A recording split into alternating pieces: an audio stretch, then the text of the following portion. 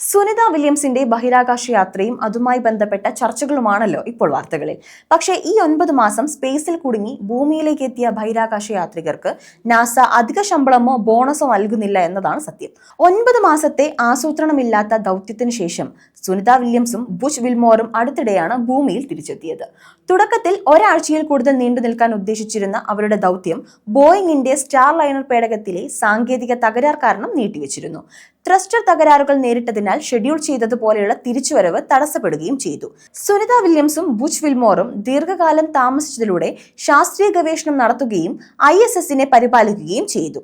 ദൗത്യം നീണ്ടുനിന്നെങ്കിലും നാസ ബഹിരാകാശ യാത്രികർക്ക് സാധാരണ ശമ്പളം മാത്രമേ ലഭിക്കൂ.